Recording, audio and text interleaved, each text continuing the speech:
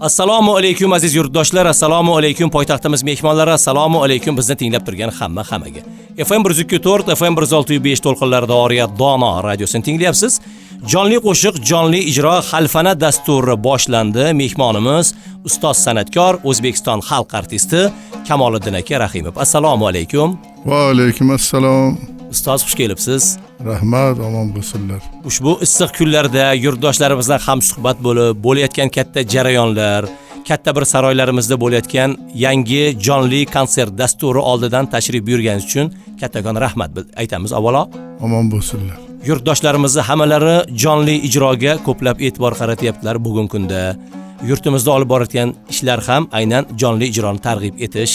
Sizdek ulug' ustozlarni bosib o'tgan yo'llari, sizlar kuylagan qo'shiqlar, kuylar, taronalar, siz tanlayotgan g'azallar, sizlar kabi ustozlar tanlayotgan g'azallardan bugungi kunda mana yoshlarimiz ham ijro etib kelishyapti.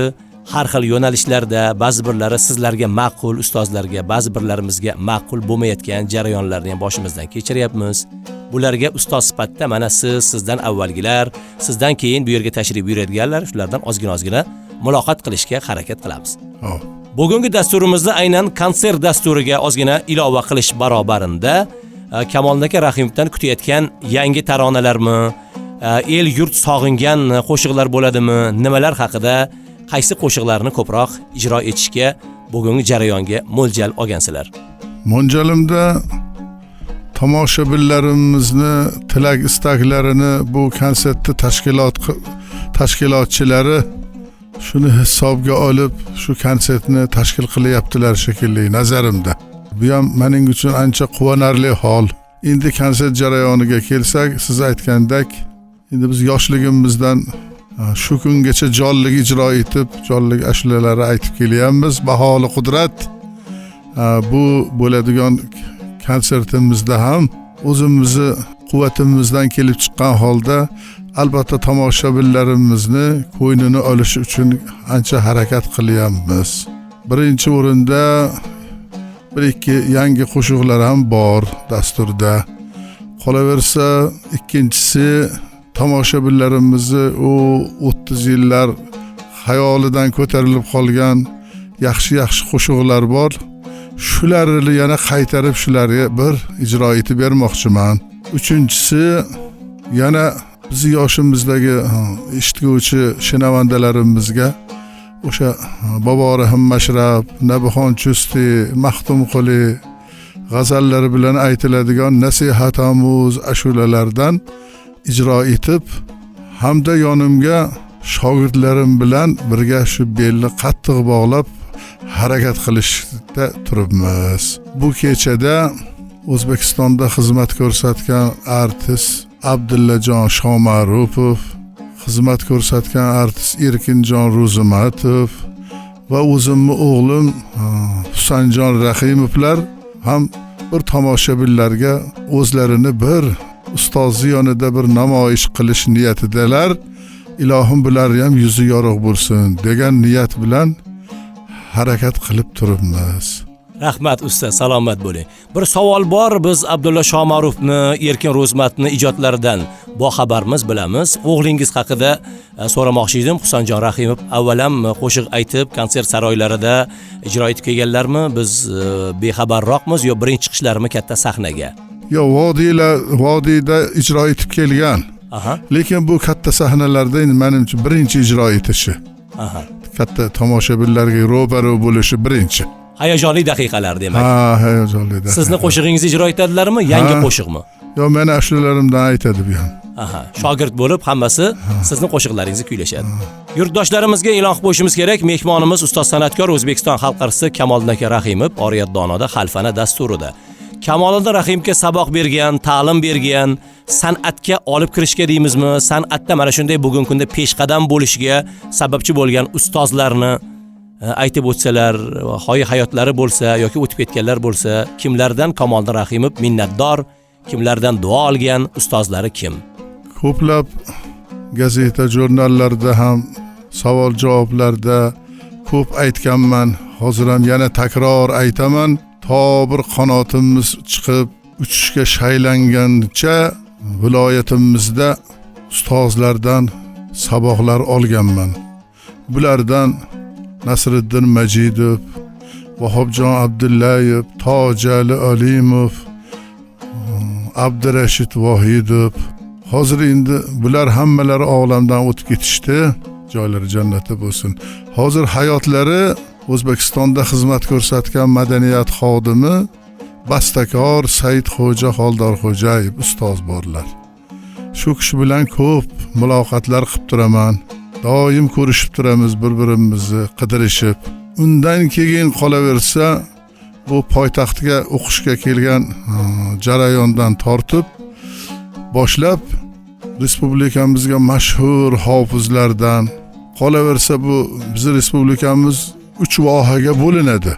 Farg'ona, Toshkent, Xorazm va Samarqand, Qashqadaryo, Buxoroga bo'linadi ijrochiliklar. Xo'sh, endi o'zimizni poytaxtimizda xalq nazariga tushgan ustozlardan O'zbekiston xalq hofizlari Shoqasim Shojalilov, Akmalxon Boboxon Subhonovlar, Faxriddin Umarov, Urf Ali Mahsumov, Urfxon Hotamov, Komiljon Baratov, Umarjon Otayev, ko'plar bu ustozlar nomlarini zikr etish mumkin.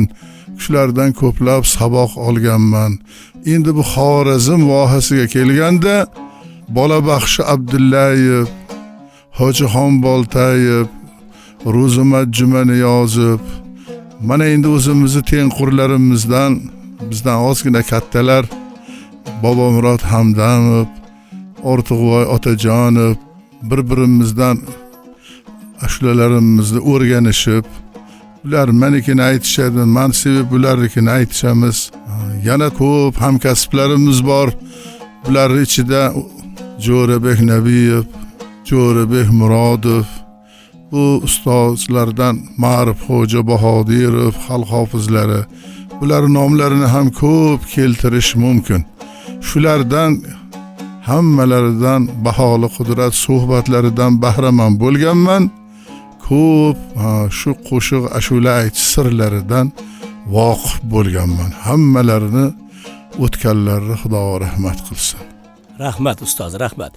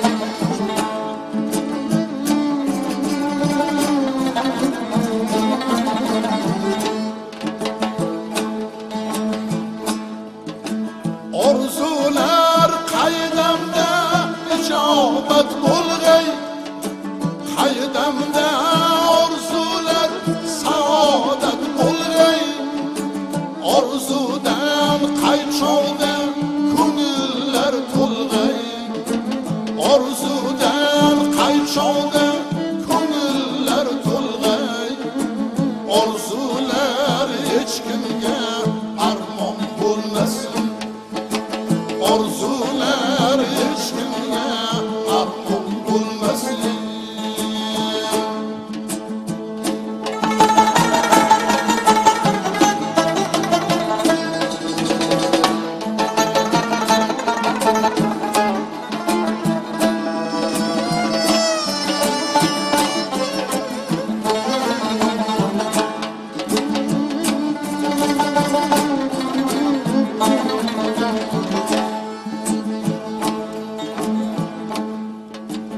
Orzular ushanar jonim tilganda, odamlar ko'zida mehr kulganda, tinchlik saodati bo'lgan vatan